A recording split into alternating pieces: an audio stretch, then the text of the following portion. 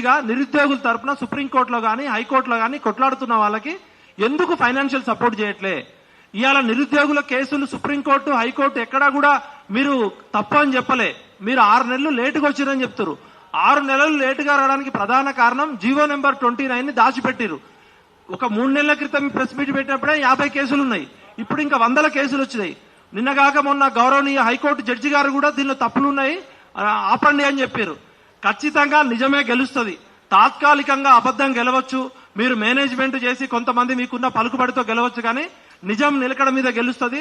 మొన్న వెస్ట్ బెంగాల్లో ఎట్లయితే 25,000 ఉద్యోగాలకు అక్రమంగా రిక్రూట్ అయితే కోర్టులు కొట్టేసినాయో అట్లనే నేను చెప్తున్నా, ఈ భూమి మీద సూర్యుడు తూర్పున ఉదయించడం ఎంత ఖాయమో ఈ గ్రూప్ 1 లో జరిగిన అక్రమాలు, ఒకవేళ మీరు ఇప్పుడు కర్ర ఉంది మీ చేతిలో, మీ అధికారం ఉంది అని విర్రవీగి 563 మంది అక్రమంగా రిక్రూట్మెంట్ చేసినా కూడా సుప్రీంకోర్టులో 13 మంది రాజ్యాంగ ధర్మాసనం తీర్పిచ్చే వరకు ఇక్కడ ఉన్న అందరం కూడా కొట్లాడతాం.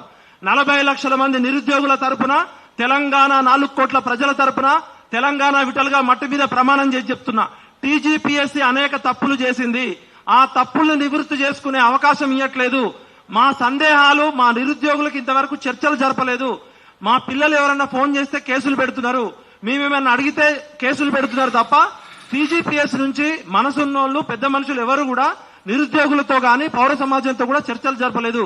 గౌరవనీయులు హరగోపాల్ గారు ఎక్కడికి పోయారు? పెద్దలు కోదండరామ్ గారు ఎక్కడికి పోయారు? పౌర సమాజంలో ఉన్న మేధావులంతా బతుకున్నారా, చచ్చిపోయారా?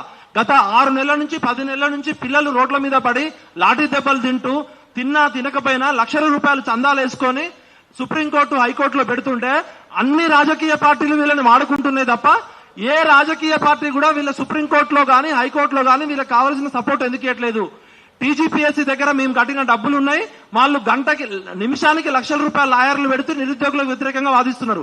రేవంత్ రెడ్డి గారిని నేను రిక్వెస్ట్ చేస్తున్నా, ప్రజాప్రభుత్వము మార్పు రావాలి, కాంగ్రెస్ రావాలని పెట్టిరు కదా, రాష్ట్ర ప్రభుత్వమే నిరుద్యోగుల తరపున లాయర్లను పెట్టండి. టీజీపీఎస్సీ కరెక్టా కాదా అనేది టీజీపీఎస్సీ పెడుతుంది. నిరుద్యోగుల తరపున రాష్ట్ర ప్రభుత్వం, రేవంత్ రెడ్డి ప్రభుత్వమే డబ్బులు పెట్టాలి. విద్యాశాఖ మంత్రి లేడు, ముఖ్యమంత్రి కలవడు, టీజీపీఎస్సీ ఎవరైనా పోతే అరెస్ట్ చేస్తారు. దీని మీద అలీబాబా అరడజన్ దొంగలాగా ఒక పరీక్ష 1000 తప్పులున్నాయి. నేను గౌరవనీయులు బుర్రా వెంకటేశం గారిని, నవీన్ నికోలాస్ గారిని రిక్వెస్ట్ చేస్తున్నా, రేపు మేము మార్నింగ్ మీ దగ్గరకు వస్తాం, మాకు అపాయింట్మెంట్ ఇవ్వండి.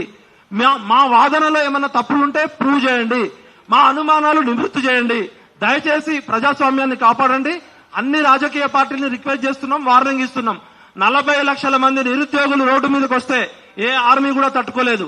ఒక బాధ్యత గల జర్నలిస్ట్ గా, ఒక తెలంగాణ పౌరుడిగా, తెలంగాణ వాదిగా నేను రిక్వెస్ట్ చేస్తున్నా, రాజకీయ ఆరోపణలు చేయడానికో మీ మీద బురద జల్లడానికో ఈ ప్రెస్ మీట్ పెట్టట్లేదు. వీళ్ళందరూ ఈ ప్రెస్ మీట్ పెట్టుకోవడానికి కూడా చందాలు వసూలు చేసుకొని ప్రెస్ మీట్ పెట్టిర్రు.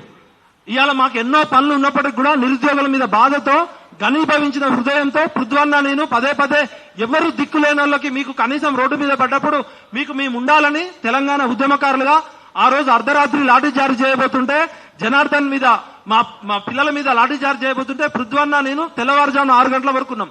ఎందుకు మాకు బాధ? మాకేమైనా కొత్తగా పేరు రావాలా? పృథ్వన్నకి నాకేమైనా కొత్తగా ఏమన్నా పేరు వచ్చేది ఉందా? ఎందుకు ఇంత బాధ అవుతుందంటే సమాజంలో ఉన్న పెద్ద మనుషులు, పౌర సమాజం పట్టించుకోవట్లేదు. దయచేసి మేధావులారా, తెలంగాణ వాదులారా, ఇది నిరుద్యోగుల అంశం. నిరుద్యోగుల అంశం అంటే తెలంగాణ అంశం. కాబట్టి నేను 2 చేతులు ఎత్తి మొక్కుతున్నా, ఈ నిరుద్యోగుల సమస్యను పరిష్కరించాల్సిన బాధ్యత మన మీదే ఉంది. ప్రభుత్వానికి నిరుద్యోగులకు మధ్య మనం వారధిలాగా ఉందాం, టీజీపీఎస్ తో చర్చలు జరుపుదాం. బుర్రా వెంకటేశం గారు మీరు మొండి పట్టుదలకు పోకండి. గతంలో మహేందర్ రెడ్డి ఇదే విధంగా మా పిల్లల్ని ర్యాపిడ్ యాక్షన్ ఫోర్స్ పెట్టి పోలీసు లాఠీ దెబ్బలు పెట్టి కేసులు పెట్టిండు. ఇప్పుడు ఎవరైనా పిల్లలు ఫోన్ చేస్తే కేసులు పెడుతున్నారు. అశోక్ మీద కేసులు పెట్టిరు. మేమేమంటున్నాం, డెమోక్రసీలో డైలాగు, డిబేటు, డిస్కషన్ ఉండాలి. గ్రూప్ 1 లో జరిగిన 100 తప్పుల మీద మా మిత్రులు మాట్లాడతారు. ఒకసారి వాటర్ అయ్యాము. కోటి ఉమెన్స్ కాలేజీలో జరిగిన తప్పుల మీద మొన్న హైకోర్టులో వాదనలు జరుగుతుంటే దయచేసి మీడియా మిత్రులారా మీరు కూడా ఆలోచించండి. టీజీపీఎస్సీ వాదన ఎట్లా అంటే, కోటి ఉమెన్స్ కాలేజీలో 2 సెంటర్లలో 74 మందా 78 మందా 74 మంది సెలెక్ట్ అయ్యారని నిరుద్యోగులు కోర్టులో కేసేస్తే టీజీపీఎస్సీ లాయర్ ఏమంటాడంటే, అక్కడ మేము కావాలనే అబ్బాయిలను ఎలో చేయలేదు, అబ్బాయిలు గినక వస్తే కోటి ఉమెన్స్ కాలేజ్ సెంటర్ లో ఉన్న టాయిలెట్లలో గ్రూప్ 1 అభ్యర్థులు అబ్బాయిలు పోయి సీక్రెట్ కెమెరాలు పెడతారట. అందుకనే కోటి ఉమెన్స్ కాలేజీలో కేవలం ఇంగ్లీష్ మీడియం అమ్మాయిలు మాత్రమే సెలెక్ట్ చేసిరట. కోటి ఉమెన్స్ కాలేజీలో నేను జర్నలిజం ఫ్యాకల్టీగా పనిచేసిన, అసిస్టెంట్ ప్రొఫెసర్ గా పనిచేసిన, journalism head of the department గా పనిచేసిన. నేను పనిచేసినప్పుడు మరి మేము కూడా టాయిలెట్ కు పోయినాం. నాతో పాటు 50 మంది 100 మంది మేల్ ఫ్యాకల్టీ ఉన్నారు అక్కడ. కోటి ఉమెన్స్ కాలేజీలో మేల్ కి ఫిమేల్ కి సపరేట్ టాయిలెట్స్ ఉన్నాయి. అదే విధంగా ఒక కోటి ఉమెన్స్ కాలేజీలో ప్రతి ఆదివారం గాని వీలున్నప్పుడల్లా కూడా స్టాఫ్ సెలక్షన్ కమిషన్ ఎగ్జామ్ గాని, రైల్వే రిక్రూట్మెంట్ బోర్డు ఎగ్జామ్ గాని, యూపీఎస్సీ ఎగ్జామ్ గాని జరిగినాయి. ఈ టీజీపీఎస్సీ ఎగ్జామ్ కి ముందే యూపీఎస్సీ ఎగ్జామ్స్ జరిగినాయి. అంటే మగవాళ్ళని ఎంత దారుణంగా అవమానం చేయడం అంటే, కోటి ఉమెన్స్ కాలేజీలో ఉన్న టాయిలెట్లలో కెమెరాలు పెట్టడానికి గ్రూప్ 1 ప్రిలిమ్స్ క్వాలిఫై అవుతారు, గ్రూప్ 1 లో ఉన్న 7 మెయిన్స్ చెప్తారా, చెప్పుతో కొడతారు ఎవడన్నా ఈ వాదన చెప్పిన వాళ్ళు విన్నోళ్ళంటే. అంటే ఎంత దారుణంగా టీజీపీఎస్సీ దిగజారింది. దయచేసి డిస్టర్బ్ చేయకండి ప్లీజ్ మిత్రులారా. టీజీపీఎస్సీలో ఒకటే సెంటర్లలో అమ్మాయిలను ఎందుకు వేసిర్రు అంటే, మగ అభ్యర్థులు వచ్చి టాయిలెట్లలో కెమెరాలు పెడతారని అంటున్నారు. మరి అదే విధంగా చాలా సెంటర్లలో అమ్మాయిలు ఉన్నాయి, మరి అక్కడ చాలా సెంటర్లలో కేవలం అమ్మాయిలే ఉన్నారు. మరి అక్కడ అమ్మాయిల సెక్యూరిటీ పరిస్థితి ఏంది? గౌరవనీయులు మా పృథ్వన్న గారికి స్వాగతం, అదేవిధంగా తుర్క నరసింహన్న గారికి స్వాగతం. అన్న కొంచెం పృథ్వన్న గారికి. ఎంత దారుణమైన విషయం అంటే, అన్న రండి,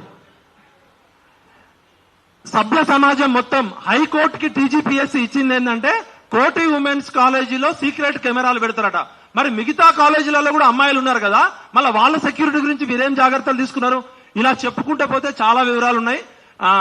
ఇప్పుడు ఇంకా చాలా విషయాలు అభ్యర్థులు మాట్లాడతారు. తర్వాత మా పృథ్వన్న, మా పూర్ణచంద్ర గారు, మా నరసింహ గారు సపోర్టింగ్ గా వచ్చినందుకు ధన్యవాదాలు చెప్తూ, ముఖ్యంగా అభ్యర్థులు గతంలో చెప్పిన విషయాలు కాకుండా క్లుప్తంగా మీడియాకి పాయింట్స్ తోటి లాజికల్ గా చెప్పండి. అందరికీ